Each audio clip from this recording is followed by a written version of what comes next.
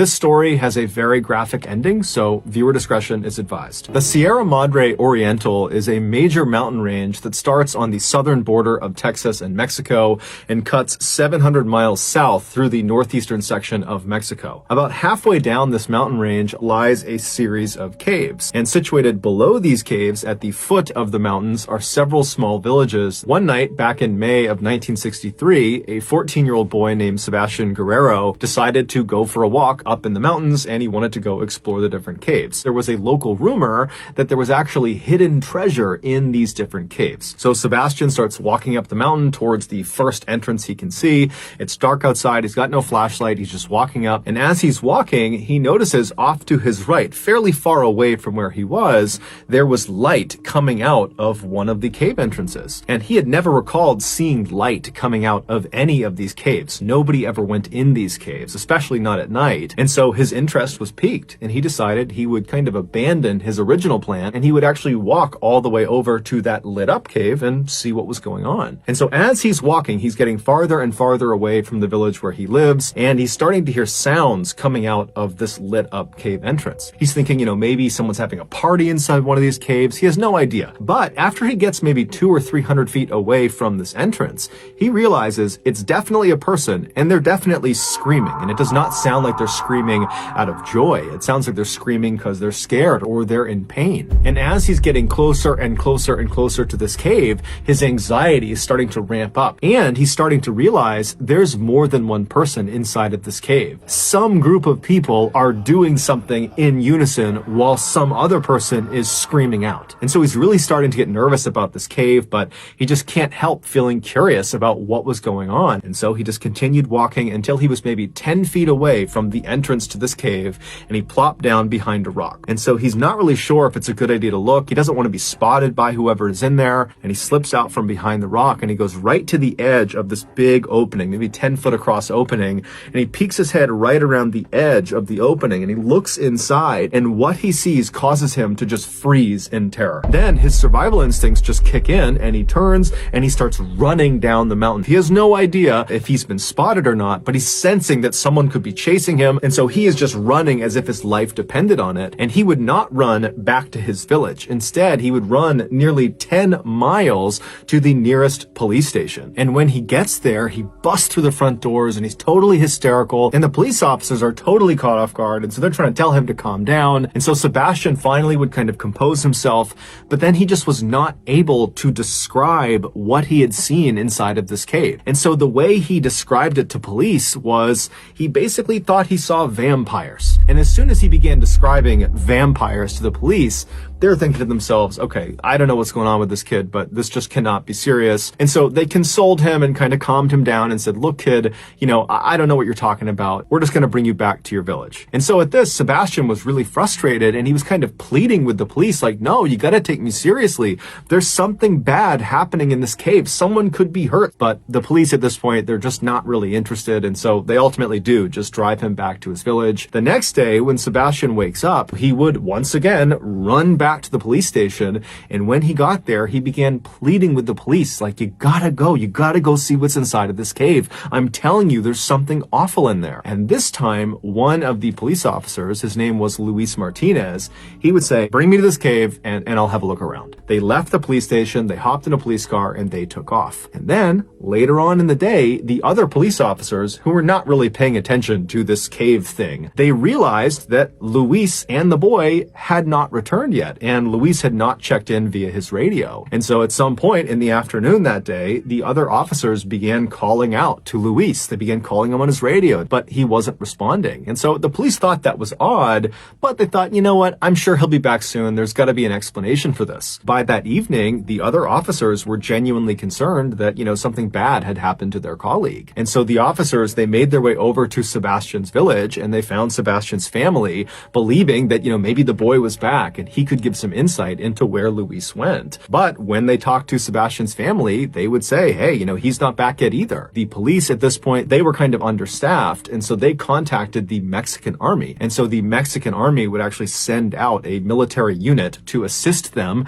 in going and finding these two people. And so the unit, they show up later that night, and the police and the Mexican army, they head out to where this cave was. And when they saw what was inside the cave, it would shock the world. To understand what was found inside of this cave, we need to go back 6 months to December of 1962. That month, two brothers, Santos and Cayetano Hernandez, who made their living basically traveling around Mexico, stealing from people and swindling people, they decided they were going to pull off their biggest heist yet. They were going to rip off an entire town. Their plan was to go into a small, fairly isolated village that was populated primarily with poor and illiterate people, and they would go in there and they would convince the villagers that they, the brothers, were actually prophets of an exiled Incan god. And if these villagers did everything they said, they would make them rich. And so the village the brothers identified as their target was a place called La Yerba Buena, which was located right below where that cave was that Luis and Sebastian went to investigate. And La Yerba Buena was exactly what the brothers were looking for. And so right before the new year, the Hernandez brothers strolled into La Yerba Buena, and they put on this very dramatic show explaining how they were the prophets of the Incan god. And these villagers, who were very vulnerable and cut off really from the rest of the world, they believed them. And so almost immediately, the villagers effectively became the Hernandez brothers' slaves. They would give them anything they wanted and do anything they wanted. But after a couple of months of this, some of the villagers started to be frustrated with the Hernandez brothers, the prophets, because it seemed like they were not really working towards making the villagers rich. Instead, it just seemed like they were horribly mistreating the villagers. And so when this sentiment began to kind of make its way around the 70-ish people who lived in La Yerba Buena, the brothers picked up on it. And so the brothers, they leave the village and they go to a city that's relatively close by, and they recruit this young woman named Magdalena Solis, and they tell her, hey, we have this con we're doing in La Yerba Buena where we're pretending to be prophets of this Incan god, and they're starting not to believe our lie, and so we need you, if you're willing, to come with us and pretend to be an actual Incan goddess. And so when you show up, they'll know that we were serious. And so she agrees to do it in exchange for some money. She, along with the Hernandez brothers and Magdalena's brother, his name was Eliezer, those four people, they went back to Yerba Buena. And when they got there, the Hernandez brothers snuck Magdalena past all the villagers up to that cave up in the mountains. And they put her in the back of the cave. They kind of hid her behind some rocks, and they dressed her up in an Incan goddess costume. And then once she was in there, the brothers went back down to the village and they rounded all the villagers up and said, come on, let's go up to the cave. We have a special ceremony for you. And so the villagers made their way up to this cave. And once they were all inside, the Hernandez brothers used some basic magic tricks and created basically a smoke screen. Once they had this smoke screen kind of billowing in the back of the cave, they secretly signaled to Magdalena, and she leapt through the smoke and she presented herself to the villagers for the first time, and she declared herself to be a reincarnated Incan goddess. And if you don't do what I tell you to do, I'm going to kill you. And so the message she was sending to the villagers was so intense, they completely believed that this was an Incan goddess. They immediately fell right back in line. The plan worked exactly as the brothers wanted it to. However, there was an element of their plan they could not possibly have accounted for, and that was what Magdalena did next. This is a woman who's never had control in her life, and here she is, the most powerful person in the room, and it's not even close. And it got to her head. And so when she left the cave that night, she literally believed she was a reincarnated Incan goddess, and she was not a merciful one. Magdalena used threats of violence on the villagers to completely take over the village. She very easily supplanted the Hernandez brothers at the top of the power structure. Now, the Hernandez brothers probably were quite surprised to see this happen because they were expecting Magdalena to play more of a prop role to keep them in power, not the other way around.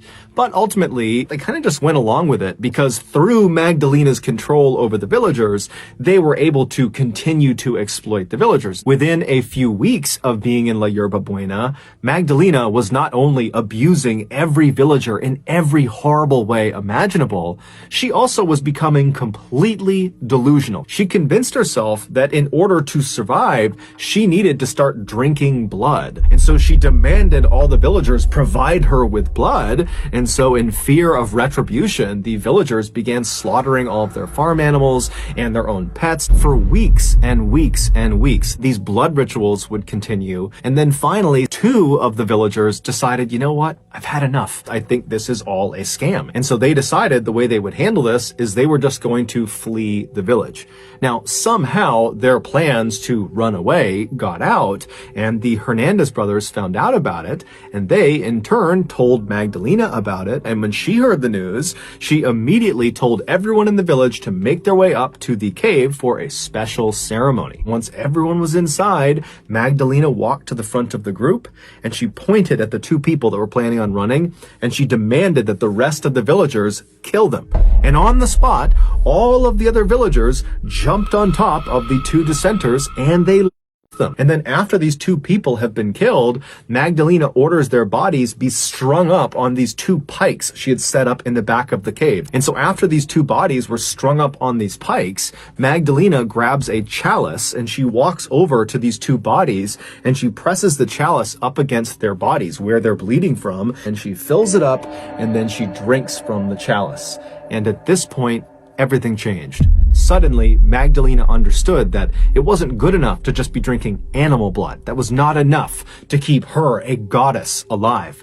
She now could only consume human blood. And so this would go on for several weeks. As she did more and more and more of them, Magdalena got it in her head that beating the sacrifice to death before consuming their blood was spoiling the blood in some way. And so what she began doing was she would have the other villagers beat the sacrifice into submission, and then she would have the sacrifice strung up to one of the pikes while they were still alive, and then she would drink their blood. So in May of 1963, when Sebastian, the 14-year-old boy, when he poked his head around and looked into that cave, he watched one of these sacrifices and he didn't know what to make of it. And so he ran to the police. And then the next day, he and the police officer, Luis Martinez, they would go back to the cave, and Magdalena and her cult would spot them, capture them, and drag them both into the cave, and both of them would be ritualistically sacrificed. When the police and army arrived in La Yerba Buena, it was a ghost town because all of the villagers had been ordered up to the cave where they had barricaded themselves inside with weapons, because Magdalena probably knew there was going to be a big police response because one of their officers has gone missing out here. They're bound to be found out. And so when the police and the army reached the cave, there's this big shootout with all of the villagers, and during the shootout, the majority of the villagers are killed. The Hernandez brothers, they're also killed in the shootout. And then after the shootout stopped, the police and the army would go into this cave, and they would discover the pikes that are in the back of the cave, and then they would leave the cave, and they would search the town, and they would find the remains of Luis and Sebastian outside a particular shack, and then inside the shack was Magdalena and her brother Eliezer. They were still alive. They were trying to hide from the authorities, and so they would be arrested. It's believed Magdalena sacrificed at least 15 of the villagers over a 6-week period. Ultimately, Magdalena and her brother Eliezer were sentenced to 50 years in prison, and all of the surviving villagers who participated in these sacrifices or who participated in the shootout with police and the army, they were given 30 years in prison. Amazingly, none of the villagers ever testified against Magdalena or her brother. Clearly, they were more terrified of the Incan goddess than they were terrified of the prospect of 30 years in prison. Although the exact date of when this happened is not known, Magdalena would eventually die behind bars. Just know that I really appreciate your support, and until next time, that's going to do it. See ya.